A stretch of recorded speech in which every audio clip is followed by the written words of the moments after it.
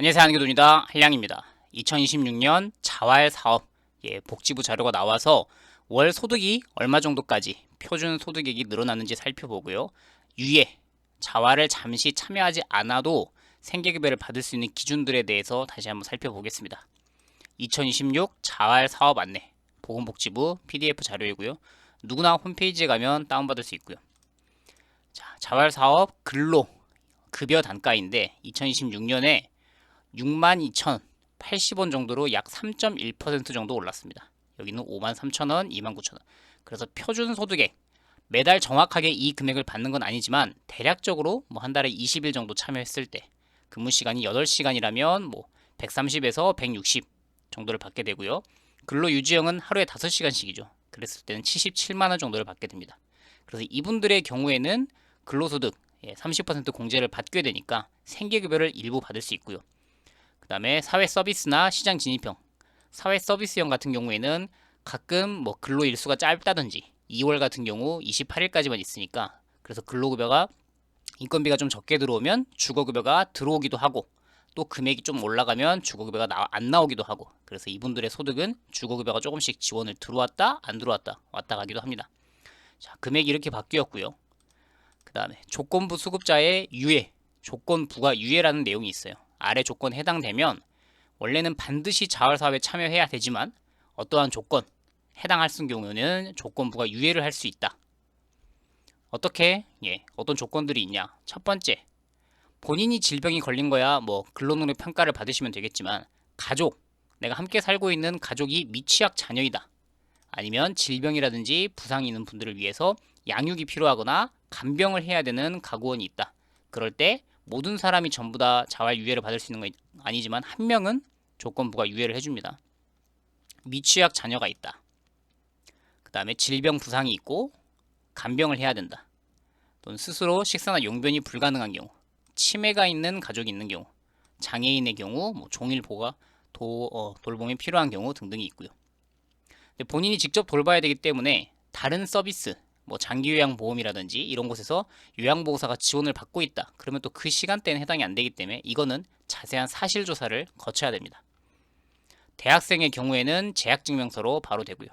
안 되는 경우, 조건부가 유예가 안 되는 경우 방송통신대 등은 해당이 안 되고요. 사이버대도 안 되고 대학원생도 안 되고 학점은행제도 안 됩니다.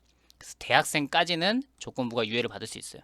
여기는 나이 제한이 없기 때문에 만학도라고 하죠. 뭐 50대, 60대, 70대라고 하더라도 대학에 입학했다라고 하면 조건부가 유예가 해당이 됩니다. 장애인의 경우에도 어떤 기관에 참여할 때 임신, 뭐 분만 이후 6개월 미만, 그 다음에 사회복무요원, 근로소득인데 뭐 하루에 근무 시간이 22시간 이상, 4일 이상, 일주일에 4일 이상 근무하면서 하루에 22시간 이상 근로를 하고 있다라는 분들이 있겠죠. 환경 전화로 적응이 필요한 경우, 입영 예정자 또는 전역한 사람 일정한 기간 동안 유예가 되고요. 교도소에서 출소했어 그런 경우에도 유예가 됩니다. 보장시설도 마찬가지, 학교 중퇴도 마찬가지. 가장 많이 확인하는 게 여기 질병이라든지 부상이 있었을 때 60일 이상 치료를 받고 회복 중인 경우 여기도 3개월 정도 최대가 되고요. 알코올 중독이라든지 향정신성 약물 중독 이분들도 치료 과정에 있으면 개월수 진단서를 발급받아서 유예가 됩니다. 자, 사실조사 확인을 하게 되죠. 아까 말했던 미취학 자녀 같은 경우에는 본인이 가구원이 직접 양육을 하고 있다. 돌볼 수 있는 다른 가구원이 없다. 어린이집이라든지 유치원을 다니고 있지 않다. 아이돌봄 서비스를 받고 있지 않다. 그 다음에 간병의 경우에는 그 식사가 불가능하다. 용변이 불가능하다. 실내 이동이 불가능하다. 이 중에 하나는 해당돼야 되고요. 마찬가지로 다른 가구원이 없다. 여기는 돌봄 서비스, 뭐 요양보호 이런 것들에 대해서 하루에 4시간을 넘지 않게 받고 있다. 그러니까 4시간까지 받는 건 괜찮다는 거죠. 원래 요양보호가 뭐 2-3시간 정도 오니까 그걸 받는다 해서 그것 때문에 유예가 탈락되진 않는다. 등등이 있습니다. 그 다음에 조건부가 유예는 아니지만 조건 제시 유예. 조금 내용이 다르지만 뭐 크게 보면 비슷합니다. 조건 이행이 불가능한 특별한 사유를 인정받아서 단기적으로 유보할 수 있는 자. 이것도 어찌되었던 생계급여가 나오긴 하는데 제한적이고 예외적인 조치이므로 담당자의 결과에 따라서 특정한 요건이 충족돼야만 가능한다. 도서벽지, 섬 안에 자활 사업을 수행할 수 없는 경우, 북한 이탈 주민 등등이 있고요. 외국인 수급자도 있고요. 자, 여기가 가장 많이 신청하시는 걸 텐데, 질병, 부상의 사유로 인해서 자활사업 참여가 안 된다 하는 경우에 집중적으로 어떤 치료가 필요하다, 진단서, 소견서 중에서 태기를 해야 돼요. 이 중에 하나. 그 다음에 소견서에는 병명, 치료 내용, 향후 치료에 대한 소견, 근로 가능 여부, 치료 예상 기간, 이걸 전부 다 포함해서 발급을 받아야만 유예를 받을 수 있습니다. 그 다음에 최대 6개월을 넘어갈 수 없으니까 3개월짜리 진단서로 2번까지는 유예를 받을 수 있다는 거죠. 해당 연도. 2026년이면 6개월. 2025년에 내가 6개월 유예를 받았는데 아무래도 좀 질병이 악화돼서 또 치료가 필요하다. 그러면 해당 연도 또 2026년이 바뀌었으니까 다시 6개월이 처음부터 시작된다 라고 보시면 되겠습니다.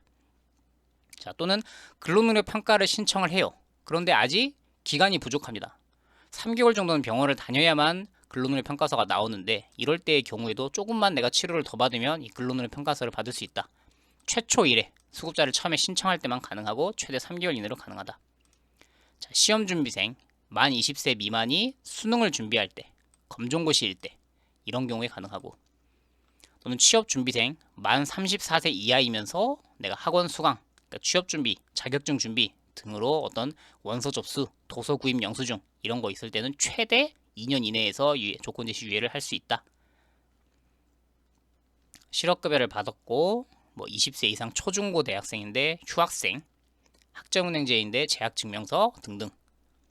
그래서 소득 활동을 하거나 이런 분들도 가능하고요.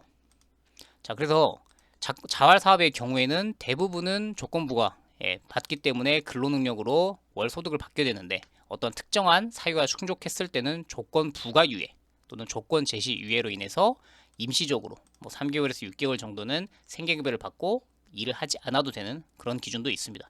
이걸 남용하고 잘못된 방법을 하면 문제가 되겠지만 나는 근로능력 평가서가 이상하게 나오지 않는다. 근데 질병이 있어서 일은 하기 어렵다. 이런 분들이라면은 이런 조건이 있다. 내용을 찾아보시는 게 맞겠죠. 또 다른 유용한 정보 있을 때 찾아오도록 하겠습니다. 안녕히 계십시오.